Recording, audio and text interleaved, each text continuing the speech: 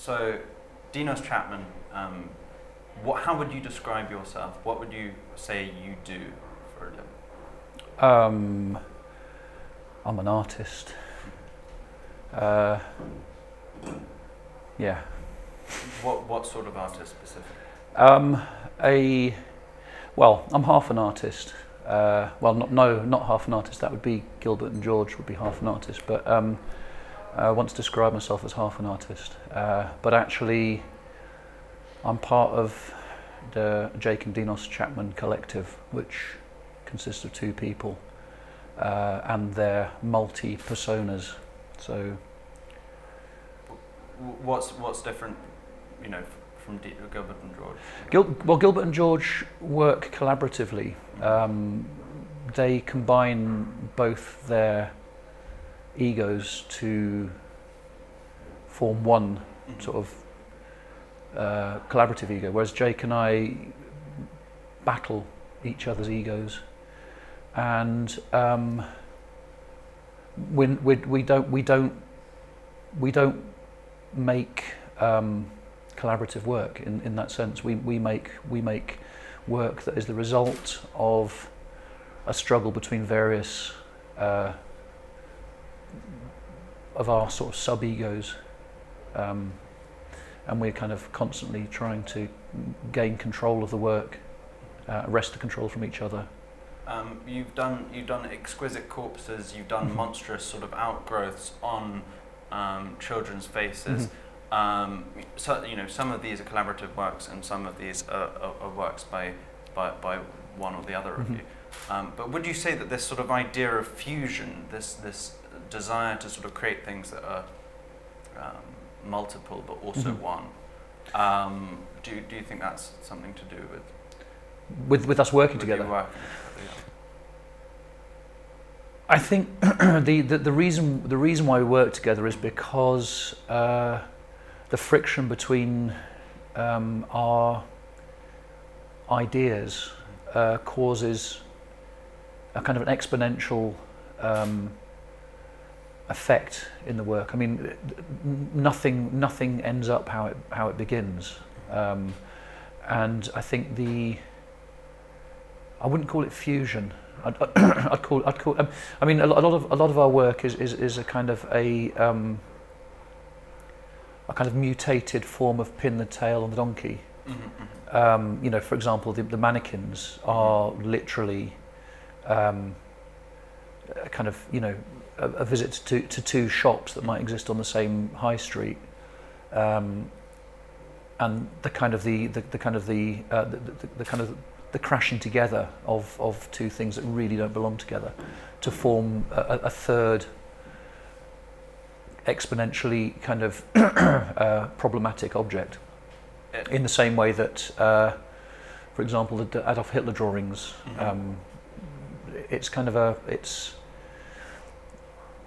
we always use things that are pre-exist and have pre-existing known attributes, and we just try and kind of squeeze them together to form an unknown or a more interesting attribute to be formed. And the word misogyny has been used to describe your work. Do you think that that's appropriate, considering your reaction to the Degenerate Art exhibition of 1937, for example? If I knew what the word meant, I might be able to answer you. Misogyny, I suppose it's kind of like interracial breeding. I suppose it's a sort of not politically correct word, but also sort of academically used, I suppose. I think we're more interested in putting things together. Anything together that doesn't belong together. I think. Well, you're kind of talking about the mannequins. I think more than anything, and I think the mannequins. What's funny about the mannequins is that they have less in common with children than they do with bricks. So, kind of any effect they have is something that exists in the mind of the viewer rather than the object. So it's kind of it's a way of squeezing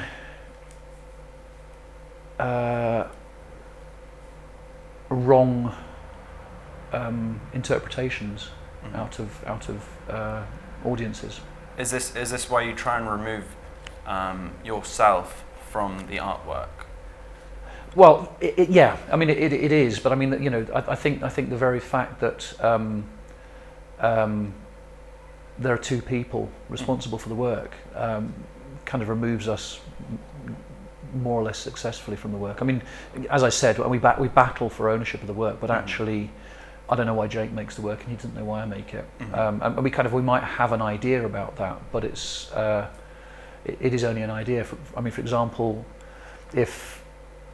and we've said this many times, if Jake comes into the studio in a really bad mood, and I come into the studio in a really good mood, does that make a neutral piece of art, or does one destroy the other one? It's a project, and it's not. It doesn't belong to either of us.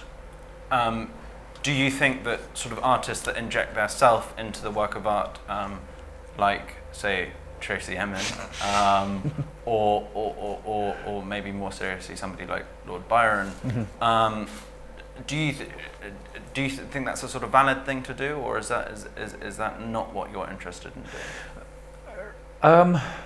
Because you are sort of personalities as well as, I mean, you famously not wanted to talk about your personal lives, but also there is some sort of Jake and Dinos Chapman. But it's a construct. Myth. I mean, the kind of the Jake and Dinos Chapman myth is a myth. It's, you know, neither of us recognise ourselves in most of the descriptions of ourselves. I mean, if on a really stupid level, if you kind of got together all the physical descriptions of us and made that, it would be kind of weirder than any of the mannequins we've ever made. It's kind of, I think the thing is there's a myth making machine in the press that thinks you can't be a successful artist unless you are you know, in some way wacky, or you know, and I think Jake, I mean, the thing is, Jake and I decided to become artists when we were adults. I mean, when you're children, you don't make art, you make you make childish drawings, and every child does the same kind of drawing up to a certain age. And I think the decision to become an artist is an intelligent decision based on adult thinking. So I think I've got lost. Forgot what I was saying. No, I think the idea of making autobiographical work. I mean, it's valid. You can't say it's not valid. I mean, there's some very interesting autobiographical work, but I think it's necessarily solipsistic and kind of not very interesting. You know, I think the idea of displaying your not your failures, because I think art is all failure, but I think your emotional distress or it panders to a kind of a quite a parasitic kind of audience. You know, they kind of who maybe don't. Is that what we could say called spectacle, for example? Yeah, and it's not very interesting. You know, I can't imagine anything less interesting than my emotional turmoil is very interesting to me, and you know, maybe slightly interesting to my family, but to kind of people who go to an exhibition, I can't imagine it be interesting at all. I mean, I think it's, you know, to describe it as art therapy would be quite reasonable. So what is interesting in art? Art itself. Art is interesting. Yeah, the idea that you can be doing something that has no apparent value but becomes incredibly valuable, that has an incredibly valued position in most cultures, but somehow retains this very very very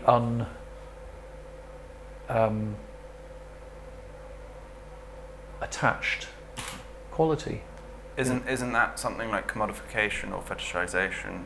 Well, I think the commodification of art. I mean, art has always been sort of like the ultimate commodity. It's, you know, precisely because of those attributes. You know, I mean, you don't have to dig sort of, you know, thousands of tons of earth out to get a little nugget of art. You merely get a piece of paper and a pencil, and maybe it works.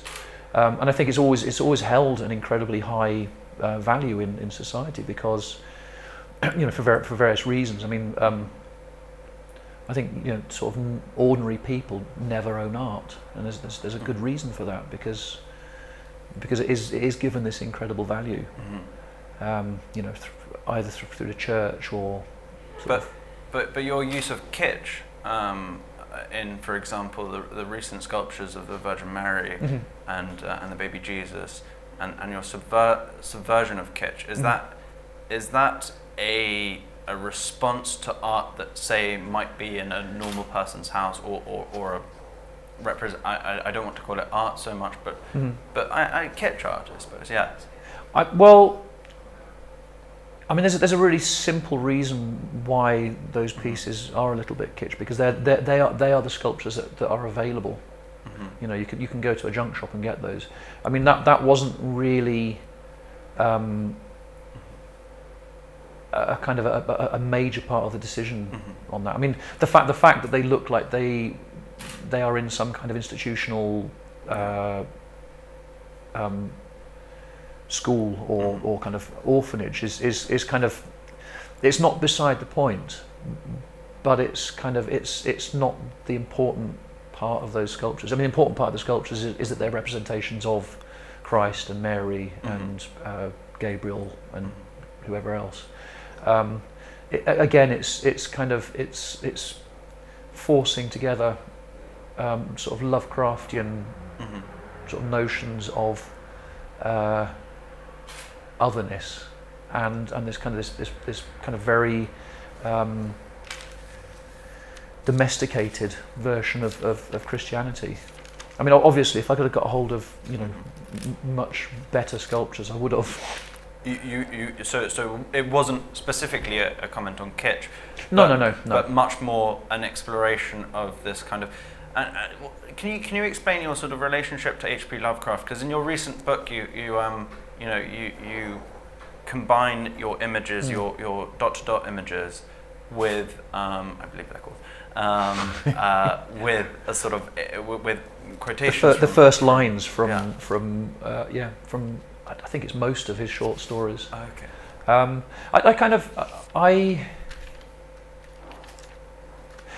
think Lovecraft is. I find him very interesting because he was for a long time he was kind of held to be of very little interest to anybody apart from sort of teenagers who are going through some kind of, you know, painful becoming.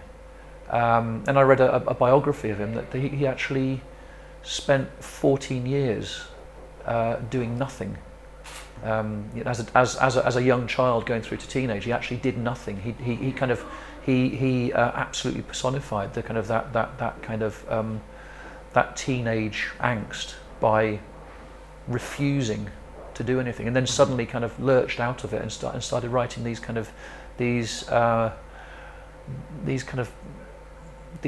weirdly clumpy books about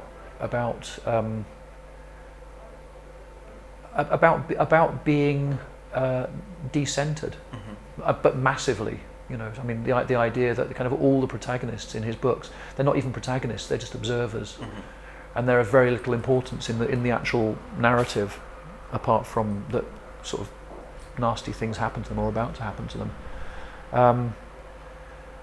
And it's kind of it's. I mean, they are kind of quite similar to a lot of the more archaic sort of gods. You know, I mean, a more terrible god rather than this kind of this very sort of cozy, sort of Christianity. And do you think that decentered worldview is something that you? I mean, Jake has talked about Bataille, for example. Would you say that Hp Lovecraft is your sort of? He's my Bataille. Yeah. I mean, it's quite. It's appropriate to the drawings because I mean, for a long time I wasn't quite sure where the drawings sat with anything else that was being made, and I mean the fact that they are kind of sort of diffuse and kind of refuse to be about anything is kind of, it mirrors the kind of the Lovecraftian idea of absolute refusal to kind of to state what the book's about even. Is this what you mean also by saying you want to create art objects of zero cultural value? It's a particular facet of it. I think. I mean, I think the kind of the idea of making art of zero cultural value is to refuse. To refuse to play the game, really. If you can make things that kind of absolutely, or attempt to refuse to comfort people's notions of what's valuable or what's kind of appropriate. That's kind of what we're interested in. Is it ironic to you then that your work sells for so much money? No, I think we're all very aware of the kind of the manoeuvring and game playing that goes on in the art world. I think the kind of the shock and the kind of discomfort and the protestations of the audience is theatrical.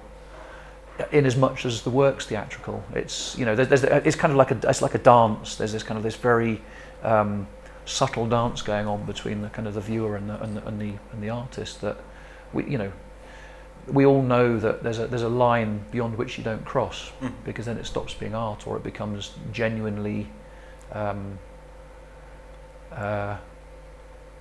becomes what it's pretending to be rather than kind of. What is that line? I think it's we're not interested in breaking the boundaries. The boundaries are there for a reason. There's a standoff between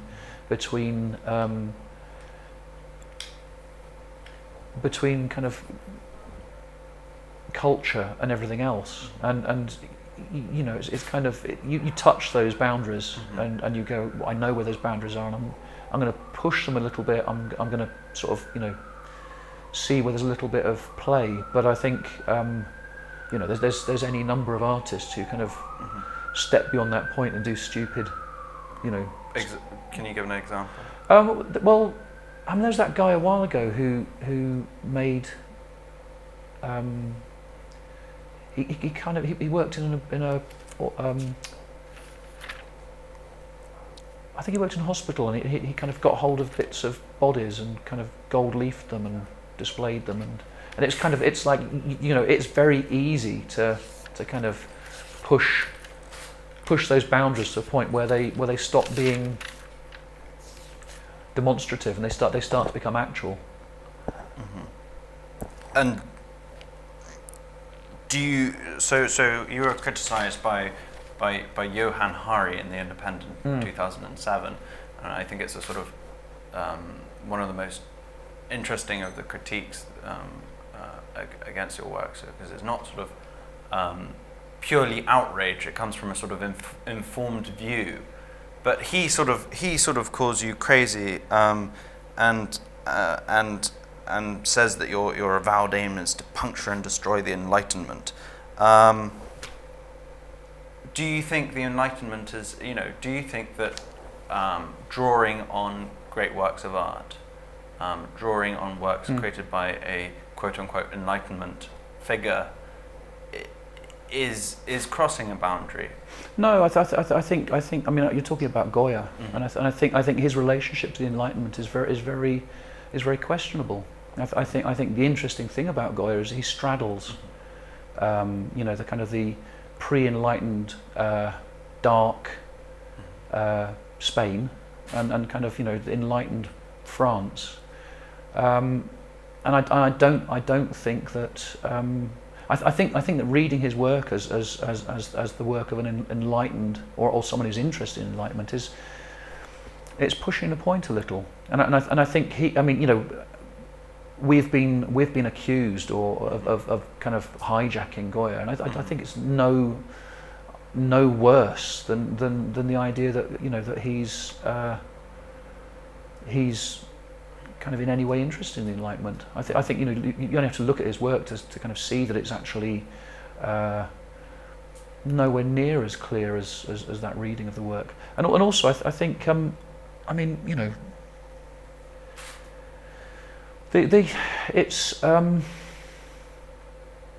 Enlightenment has a goal, and I don't think we have a goal. I mean, our goal is to kind of question rather than to give any answers, and I think the Enlightenment is it has a logical progression that we're not particularly interested in. Was there an end point to that logical progression? Well, I mean, it hasn't finished, but it certainly involved kind of notions of perfection that kind of the Nazis were quite happy to kind of cling on to. There was one article in the Daily Mail that described that said that George Orwell would be rolling in his grave if he saw your treatment of Animal Farm, which was an exhibition which I believe was in 2006. Yeah. How would you respond to that? I would say that the argument is a very literal kind of argument that our sculpture of Animal Farm is it's only stealing the title and kind of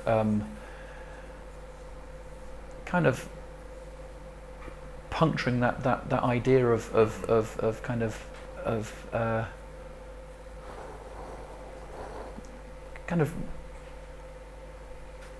usable kind of socialism.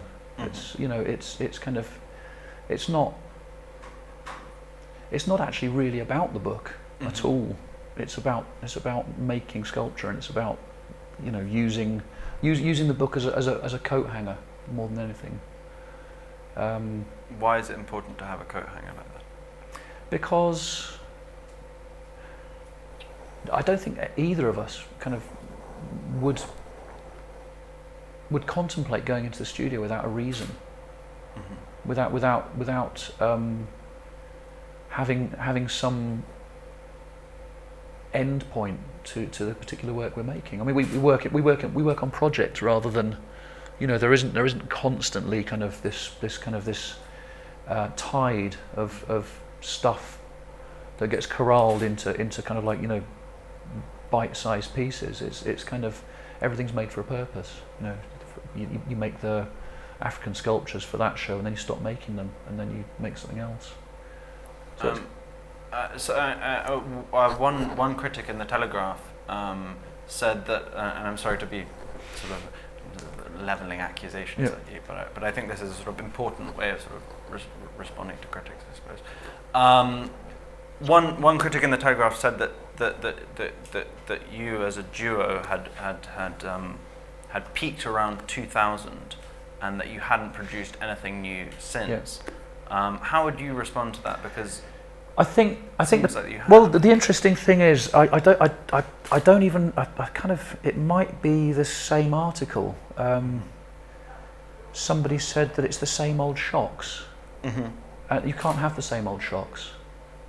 I mean, and we've been around for 20 years, and we've always said we're not interested in shock. Shock is melodramatic. It's it has no place in art. I mean, art is, you know, shock is one of the things you can't really level at it. And I think that, you know, we haven't made anything new since 2000. Since 2000. I mean, you could say, you know, Mark Rothko just painted squares all his life. I mean, the problem with it is it's kind of, you know, on the one hand, it's you know, you can't criticise someone for trying to be shocking, and then at the same time criticise them for not being shocking, or not attempting to make new things. I mean, you know, we're not interested in making new things. We're interested in a very small kind of, you know, group of ideas, and I think we're not interested in what people think either. You're not interested in people? No, I mean, you know, I mean, we make things because we're interested in them, and the interesting thing about making art is making art. You know, there is this bit at the end of it where you have to kind of, you know, show your work to mummy and daddy, but that's not the reason why we do it. What's the point of it? Does art have a civic value? Well, it does. I mean, it has. You know, clearly, it's, you know, as I said, it's the cherry on top of capitalism. But I think it's not why we do it. We're very lucky to be kind of allowed to do this thing, but we do it because it's interesting. And the most interesting thing about it is actually the making, or the ideas, or the kind of the conversation that Jake and I might have. And the results of those conversations. Everything else is neither here nor there. And I don't really. I mean, journalists tend to not be very intelligent people, and they kind of, you know, they ask questions, or they make statements that are kind of that don't really either don't deserve an answer, or are just so ridiculous that you know, you ignore them. But at the same time, I mean, you have supported sort of community efforts, and you have for example, signed a petition against the cuts to arts funding. So you are interested in other people to some extent. So how do you reconcile those two? No, absolutely. We're interested. One of the things that we both find really insulting is that education has become a privilege rather than a right. I mean, I mean, both Jake and I, and most of the kind of successful artists who kind of, you know, misnamed as the YBA, managed to get through art school on grants, and those grants were paid for by people paying their taxes. And the problem is that, you know, the government has kind of turned around and said, well, you know, we don't want to burden our kids with our debts, so instead we give them their own debts. We kind of deny their right to an education. And the problem is, you know, it's surprising how many people kind of seem to agree with that. So we kind of took it upon ourselves to kind of, you know, make a stand against that. Do you think art has a place in making a stand against that? Sorry? Do you think art has a place in making a stand against that? Absolutely. I mean, I think the problem is that, you know, someone going to college to study, you know, biology or I don't know what else, can get a job. It's a vocational course. It has a kind of an endpoint in sight. But I think most people who went to art school, when I went to art school, went there because they either hadn't made a decision about what they wanted to do, or they had an idea about something they wanted to do, but it wasn't actually vocational. So I think what's happening is that all the non-vocational courses are going to take an absolute sort of beating. You know, kids from less wealthy backgrounds won't even consider going to college, and kind of, you know, a government that kind of constantly witters on about, you know, what it's doing for the arts is responsible for completely destroying it. Entrepreneurship is a word that you sort of seem to dislike. It kind of implies that you do things on your own, that you are responsible for your own activities. I don't think it's possible to do anything on your own when you're part of a society. You know, there's always got to be some help from somewhere else, and you know, especially in the arts. You know, where nobody needs it. You know, you're not going to get paid to sit in a studio all day long and twiddle your thumbs. So I think, you know, it's. I mean, when artists turn around, who shall remain nameless, and then turn around and say that, you know, I did it all on my own. It's all my own effort. I think it's outrageous. It's kind of it's insulting, because, you know, they didn't. But how does one create a community like that when there are works of art created where the artists don't care how they're being received in the community? Not necessarily by critics, but by individual people or a group of people, or. Well, I think you have to go back. You have to go back to kind of, you know, the kind of the, not the early days, because they weren't that long ago. But when kind of the group of artists that Jake and I are part of kind of started to kind of become successful, I think we had no intention of, or we didn't think there was a possibility of becoming not successful, but kind of getting to the position we're all in now. We generally made shows in empty warehouses for our own entertainment. We didn't kind of imagine that anybody else would be interested in the work. So it was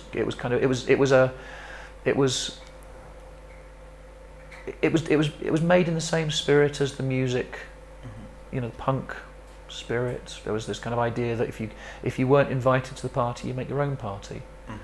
So I think it's, you know, I don't think anybody ever thought it would become the overriding kind of. But in a sort of decentered world, how do you make your own party?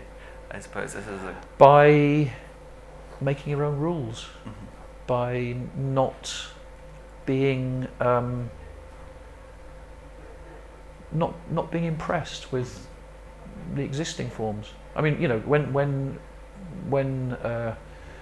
Jake and I and a few other people were kind of having funny little shows up and down sort of just the banks of the Thames in sort of empty warehouses. I mean, I don't think many galleries were particularly interested in what young artists were doing. I don't think, you know, I don't think the art world was as young as it became in the next few years. And I think I don't think anybody thought that there was ever going to be a point where they didn't have to go and work on building sites, or, you know. Before you wanted to become an artist, or decided to become an artist, and before you and Jake decided to become an artist, were there any other, you know, options that were open there? Jake wanted to be a musician, I think, and I can't remember. I think I always wanted to be an artist. Not that I knew what it was. I mean, I think for us, and I don't know about other people, but I think it was a kind of, it was a path of least resistance.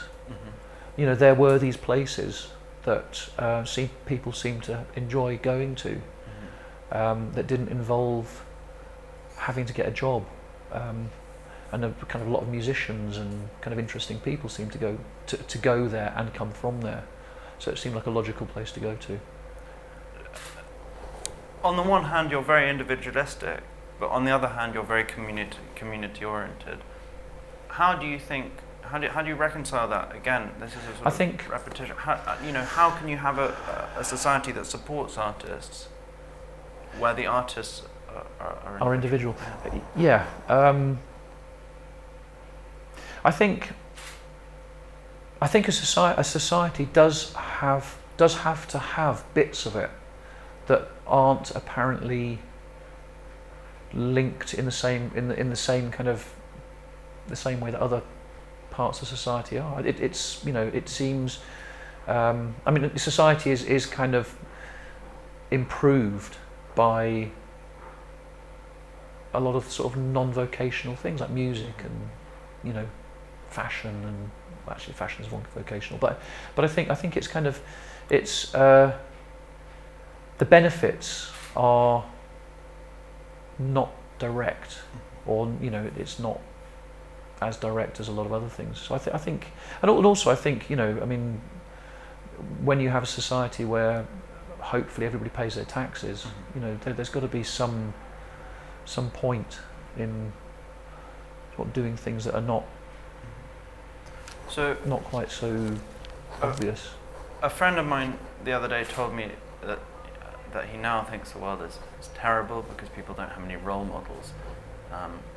Does that matter to you? There are no role models. There are no role models for young people. I don't know that there aren't. I think there are. I think we're just all old and we don't know who they are. I think we've just kind of taken our eye off the ball a bit.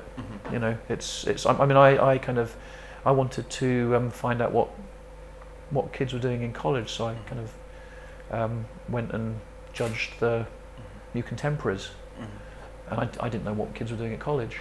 You know, they're not interested in us. There are other people. I don't know who they are, but I think I don't think anything's changed that much. It's just our relationship to everything else changes. Is that upsetting that there's been no change? No, I don't expect change. I'm not sure I even believe in it. I think you wouldn't notice it. You wouldn't notice it. I mean, unless it changed from one day to the next dramatically, you wouldn't notice that it was any different. I think bits of life are different, but I think generally it's, you know, it's pretty much the same as it's always been. Your art focuses, on the other hand, on a period of history that was very different from what we live in today, or you know, what we profess to live in today, I suppose. I don't know that our work focuses on any particular bit of history. Or I'm just saying, sort of the use of, I suppose, in the Goya, the war against Napoleon, and in Hell, for example, it's a sort of focus on Nazi Germany.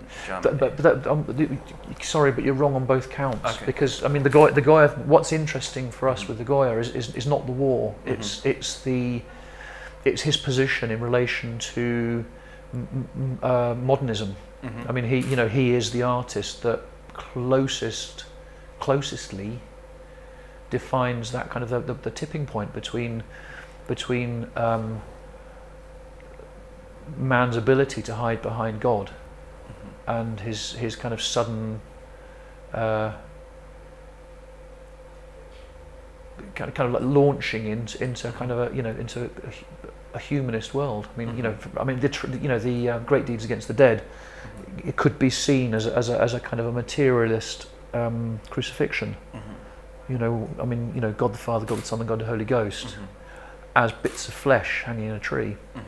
That's the interesting part, and also kind of hijacking somebody who is that important was more important to us than, I mean, the Peninsular War is it's not that important, and Hell is not about Nazi Germany. I mean, the Nazis in Hell represent evil because we always deal in stereotypes and hackneyed symbology. No, symbols. I mean, you know, the swastika will never be reclaimed. It's kind of a universal symbol of all things bad, in the same way that a smiley badge is kind of seen as, you know, happiness, and CND badges. You know, I mean, we're only interested in using things that already carry a lot of baggage. Whether they do it kind of, you know, well or not is beside the point. And I think, I mean, hell, you know, it transcends history. I mean, there's kind of spacemen. There's things that aren't even human. There's so it's kind of, you know, I wouldn't want to pin it down as much as that. It's hell. It's, you know, it's. But at the same time, the Goya prints that you're using are prints that were printed in protest to the Spanish, the fascist bombing in Spain. One set was. That was coincidental. That was completely yeah. coincidental. But I mean, it's, you know, it's we're kind of happy to have people know that it's, you know, it's not. It's not the point of the work. The point of the work is, you know, it's that kind of the point at which materialism is born. Are you interested in the way that people move through the artwork? The recent exhibition had lots of sculptures, and is that a sort of process rather? Protest.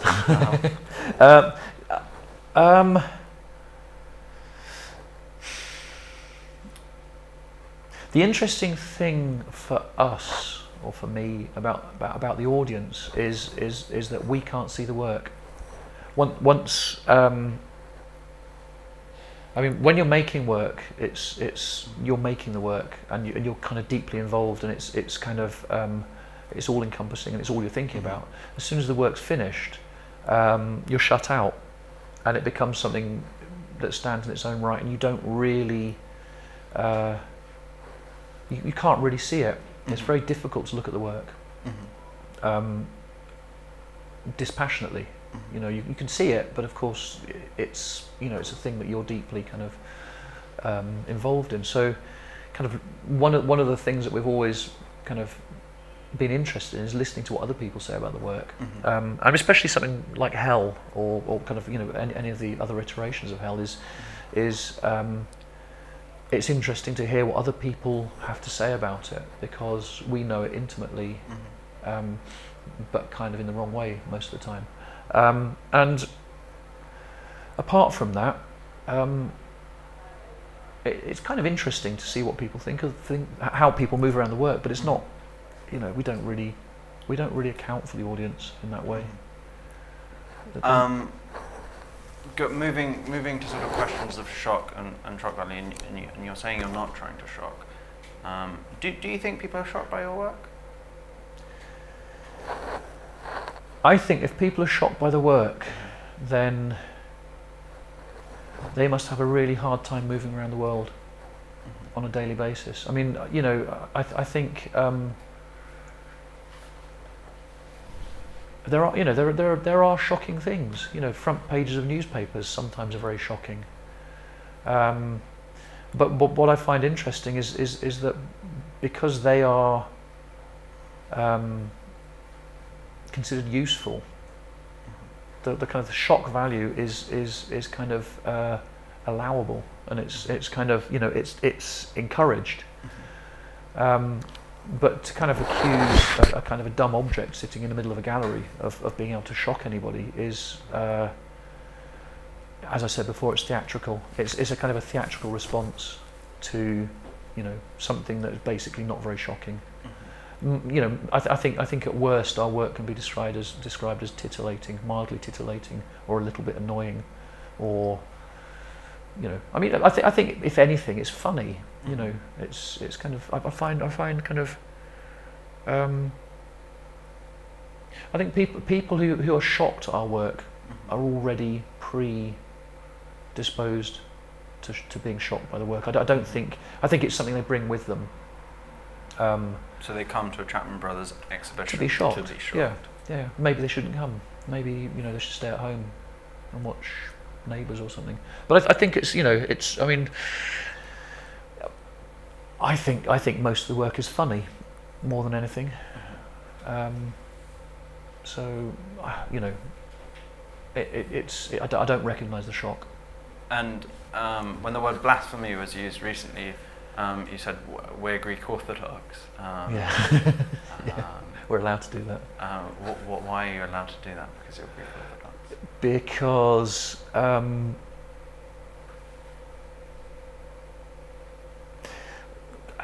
it was a throwaway statement. It's kind of, you know, I'm not sure that the Greek church has had the same kind of accusations of paedophilia or abuse, or, you know, it probably happens, but I mean, I think that, I mean, the gallery had 2 extra guards outside the front to stop people from going in and smashing the sort of the blasphemous work, but of course everybody just went in and laughed at it. It's theatricality again. It's kind of, you know, it's everybody wanting more to happen than actually is going to happen. You know, it's sculpture. You look at it, you smile a little bit, then you look at something else. There's no, you know. I mean, you know, art is always vaguely disappointing in that respect, I think. Great. So moving back to Greek Orthodox, and It's not. were you brought up in the Orthodox Church? No. In a very strong. No, not at all. Is anyone? Is anyone? Yeah. What, in the world? Yeah. Yeah. Really? Yeah. Do you think? But I mean, in the same way as the Catholic tradition is so sort of overarching, Greek Orthodox tradition seems to be. It's a bit older than the Catholic Church. I think it's kind of a little bit more. I don't think it's quite so not sophisticated, but I don't think it's quite so punishing. So. I mean, I've always my thesis about the Orthodox Church, and you can say it's shit if you want to, but is that it sort of engenders a more overarching interest in material objects. Yeah, totally. Yeah, absolutely. Because it's older. It's kind of, you know, it's not. I mean, you know, I think like the most contemporary churches kind of don't even believe in God. It's kind of, you know, it's kind of, it's kind of archaic. It doesn't have. It hasn't been tarnished by modernity. It's kind of, you know, they do still do some funny things. Does your I mean, your work is quite sort of tactile and material, not just in the way that you have to, you know, move around it in terms of the mannequins, but there is something about touching, about desecrating with the touch, or not desecrating, or tweaking, or whatever. Improving with the touch. Is it important for you to have this kind of, I don't know, it's difficult to define. We at the moment we're very interested in work. You know, actually work, making, you know, having a kind of a work ethic. I mean, it should be difficult. It should be laborious. It should take up a lot of time. It should. I mean, the work. I mean, if you imagine the amount of work that goes into making one of the hell vitrines, it's punishing. It's a punishing schedule, and I think there are things in hell, on hell, that no one will ever see. You know, we kind of. You know, there's this idea that kind of the things that are further away from your eyes, you don't have to paint quite so well. But we paint them as well as everything else, you know, because it's not, we don't make it for looking at. It's kind of, you know, it goes beyond that. It's kind of, it's using the same principle as building a cathedral. You know, you make sure that the gargoyles at the top of the spires are as beautiful as the gargoyles that are on the floor, because God will see them. So it's kind of, you know, it's not. it's not about the effect or the surface. It's about work. I mean, Jake's sometimes been described as the sort of ideas man. Yeah. And you've sometimes been described the idiot, as monkey. As the technical genius. Yeah. Is that the case? No, I mean, he's the technical genius as well. Mm-hmm. And you're an ideas man as well. No, no. I mean, you know, it's. He talks more than me, mm-hmm. but you know, I don't kind of, you know. We're interchangeable, mm-hmm. totally interchangeable. You know, we take it in turns to lead and follow, and mm-hmm. so there's no. I don't know. Moving to a sort of different facet of that, but sort of what you were talking about earlier as well. How important is technical mastery to an arts education today? No, that's not the question I thought you were going to ask. That's another question.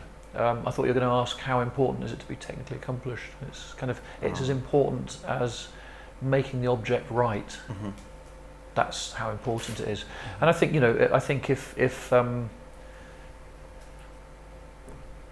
don't know. I mean, should people learn to draw? I'd say yes, because I like drawing. Mm-hmm.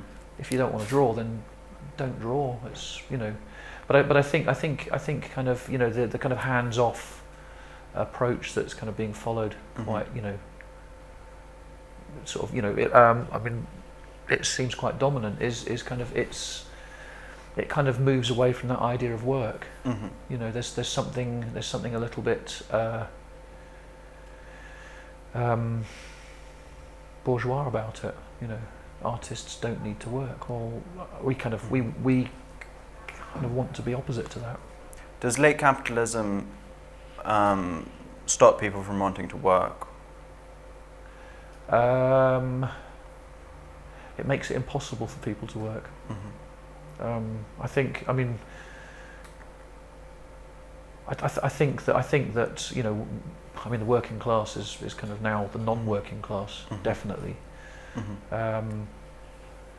There isn't any work to be had anyway, is there? It's kind of, you know, industry's gone, labour's gone. We're all going to be at art school soon, making videos.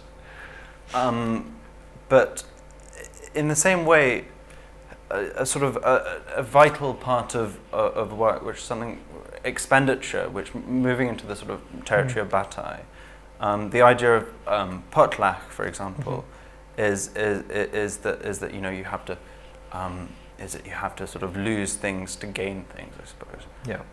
Do you think people are willing to lose things anymore? Anymore? I don't know. I think maybe. I mean, I don't think you can talk about everybody. Mm-hmm. I think, you know, I think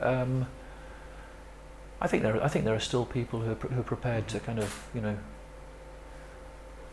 make things very uncomfortable mm-hmm. for themselves. Still, mm-hmm. You know, kind of. I can't imagine that there wouldn't be. Mm-hmm. I think.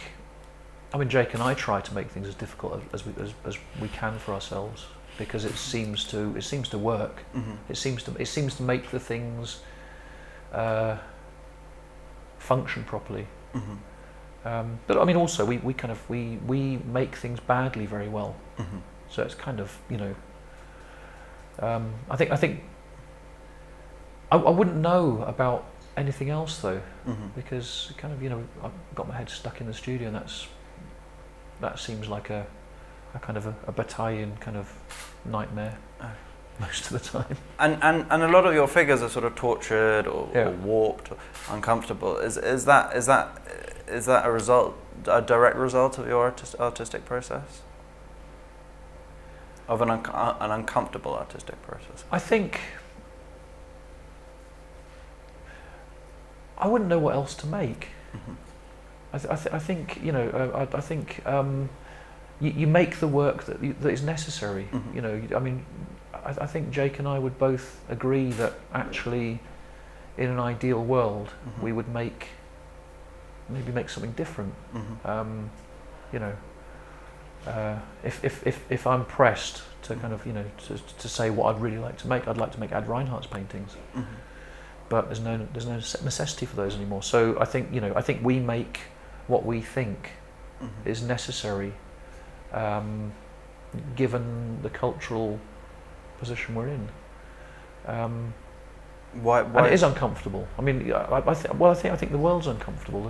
I mean, I think I can't imagine being stupid enough or kind of misinformed enough to imagine that kind of painting fields of daisies with bunny rabbits hopping around is at all appropriate, given the kind of the mess that. I mean, I think the work should be part of the world. So it's not separate to the world. It belongs in the world, and it should reflect the world. And affect the world. I can't imagine how much it affects the world. Really, I mean, I'm not sure that art ever has. Really, I mean, I think if you think about Goya's prints, they weren't even printed until I think 20 years after he died. So, by then I think the Peninsular War was well over. So it was kind of a bit of a damp squib if it was supposed to stop the war. So I don't know. I think art all it can do is question and reflect. I don't think it actually does very much. It can't provide a thesis. No, I think it's kind of it's protected from the world in that it is kind of fairly pointless. And it necessarily has to be fairly pointless. It has to be kind of given the right to not be effective. If it's not effective, then then how can you make a value judgment as to whether it's the work that should be being produced at the moment? Because it's response rather than a. I think it always comes after the fact. I think it's I can't really imagine anybody managing to make something before its time. Do you think the function of the critic is important then? Should be. It do you should think be. In the modern world? Do you think it should be? It rarely is. In contemporary Britain, I mean, how do you view critics? Critics, yeah. Do you read all of your criticism? Well, most of our criticisms are tend to be. It depends. Journalists. I mean, are we going to call them critics or are we going to call them journalists? Or even sort of serious art reviewers. Like who? I don't know. Should just leave that one. Yeah, let's leave that one. Okay, so your work, I know you don't like it being described as juvenile. Yeah. Oh no, I like it being described as juvenile. Like it being described as juvenile. So, but it's also that there is this kind of importance of a childish way of looking at things. How do you present your work to your kids? Did you present it to them? Well, I haven't got kids anymore, have I? I've got young ladies. Yeah. I think the problem. I mean, first and foremost, art isn't for kids. Kids should never be in museums. This is kind of contentious. This is Jake and me would like to stop children from going to galleries. They don't want to be there. They'd rather go to McDonald's. If you ask any child whether they'd rather go to McDonald's or a gallery where there's loads of boring art, they'd say McDonald's. And I think art is for adults. It's for kind of it's not even for all adults. It's for adults that think about art. I think the kind of the mass kind of audience that kind of is being foisted on the art world is kind of it's not doing art any favours. At the same time as you say that, your work has been acquired by the Tate, for example, which is, Tate Modern is a mass experience. How do you feel about that?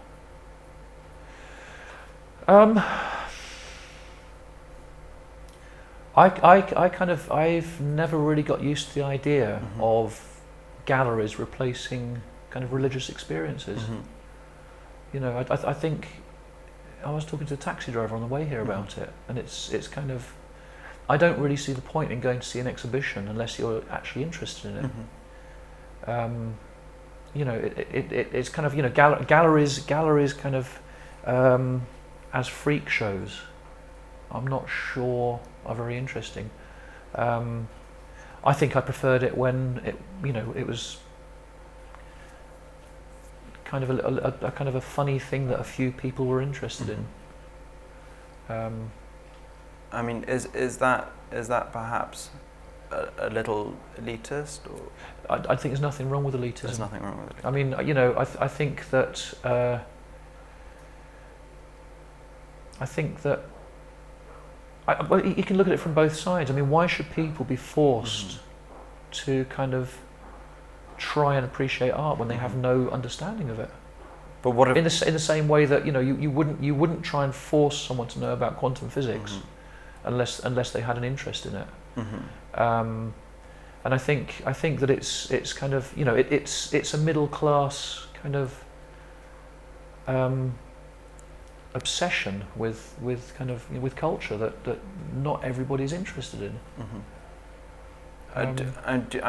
Do you think that somebody going to a gallery without any interest and at some point looking at a painting or a piece of art or a sculpture or anything, and suddenly thinking, actually no, well, I do like that, I am going to be interested in it? How can people get to that point? How can people get to that point?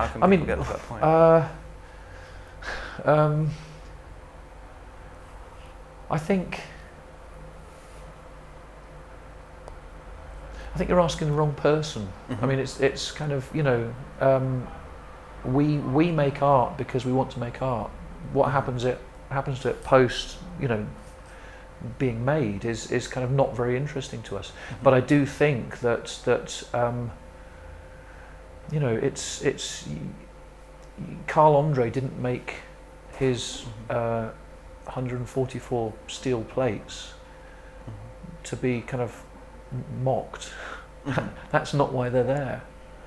And I think the thing is it's kind of the work has to be kind of protected from being held up to derision, because that's not what it's there for. And I think it's kind of it's having an exhibition and then at the same time having a kind of a whole series of kind of mocking pieces in newspapers seems to be a kind of a very strange way of presenting culture. And I'm not sure that it needs that. What parts of science, art, the arts, human knowledge would you exclude yourself from? None, because I'm really interested. I'll kind of bang my head against the brick wall as hard as I can trying to find out about things. But if you had no access to art, do you think you'd be as interested as you are now? Obviously not. So there has to be some sort of balance between the two. Well, it's education, isn't it? It's back to that first kind of that first thing. You can't deny education so that people can make decisions about what they'd like to do. If you deny people education, then try and herd them around the Tate Modern, it's unfair to them and it's unfair to the art. No one wins out of that situation. Do you think a certain amount of education has to come from yourself as well? It just can't be absolutely handed down. Absolutely. How do you educate yourself? by being interested, by kind of being interested enough to want to find out more. I think that's kind of, and that is a function of education. What at the moment is interesting to you? Lots of stuff. Difficult to, I don't know, everything. Everything. What books have you been reading? What books? Recently? I've been reading Lovecraft again. So it's back to the same sort of... I reread things. Yeah. I reread things. Have you been a big reader all your life, or you?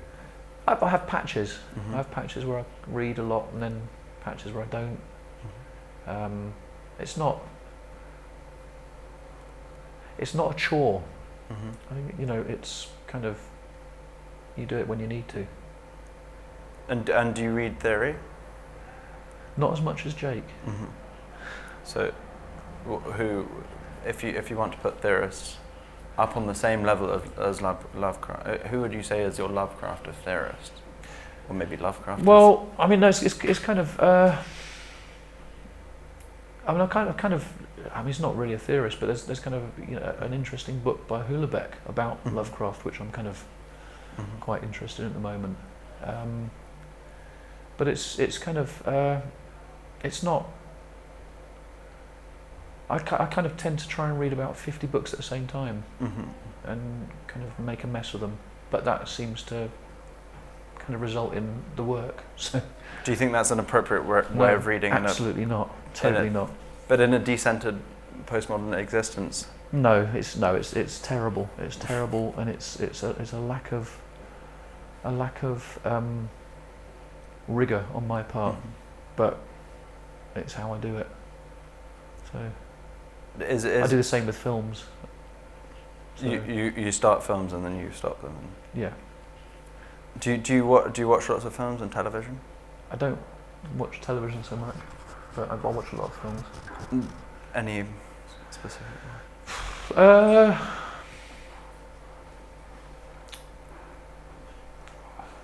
Any what favourites? Come and See. Come and See. I don't know. Yeah, it's a very good film. Okay. Can be watched a lot of times. I suppose, sort of finally, just to kind of round things off, is talk about the future, not just for you. Doesn't exist. But it doesn't exist.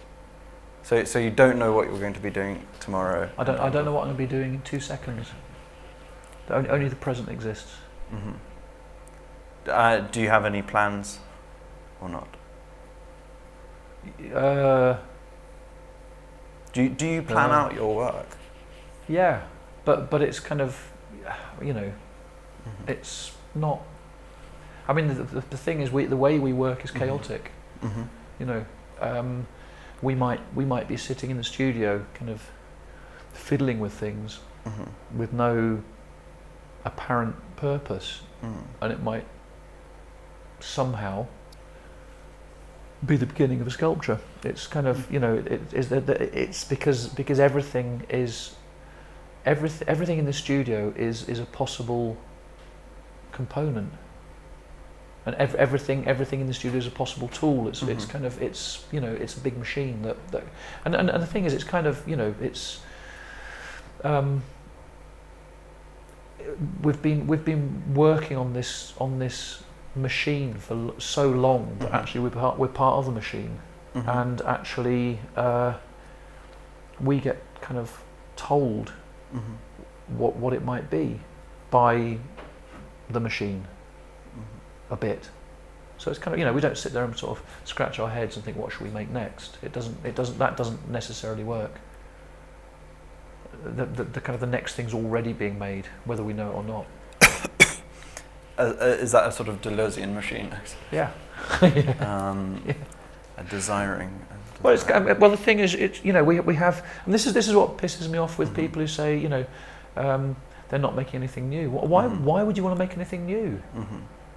You know, you kind of obsessively obsess over a thing and it is a single thing. It's not kind of, you know, the fact it might present itself in 15 or 20 different guises, it's still the same thing. You know, that's just stupid stupid thinking.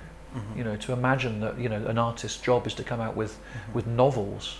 You know, no one ever accused Faulkner of kind of rattling on about the same thing over and over again, or I mean Rothko, or, you know, Barnett Newman. It's kind of it's kind of, you know, we're interested in one thing, and it is, you know, what happens when you try and make art. You talk about the studio, like this sort of mythical space, and it's sort of integrated into your machine, I suppose. But also it's a kind of landscape in which you produce things. And I'm just sort of thinking of the meaning of the word grotesque, and that sort of, you know, like grotto-like, I suppose. Do you think that what's the relation of space to your work in a very, very broad sense? Space? Yeah, or space, landscape, those sort of things. Or maybe that's an overly romanticized. It's kind of weird question. I mean, I don't know. I mean, the studio plus Jake and me plus our assistants regurgitates kind of objects that become the work. They're all there. They're all kind of just waiting to kind of, you know, to happen. I'm not sure what that has, what relationship that has to do with space. I mean, but do they emanate from their landscape, or do they? The landscape of the studio? The landscape of the studio, or the fantastical landscapes that you create around them? Well, I kind of, in part. In part. I mean, there's always new bits kind of being added to it, but essentially, it's a single process that just continues, and it is kind of modified and worked upon. But it is, you know, it's a chaotic space. The final question is: this machine, at some point, will stop. I'm thinking of the sort of... You're thinking about death, aren't you? Thinking about history and permanence as well. And thinking about the inscription above a state capitol somewhere in America, which I don't know where it was, but it says, "Art alone endures. All else is vanity."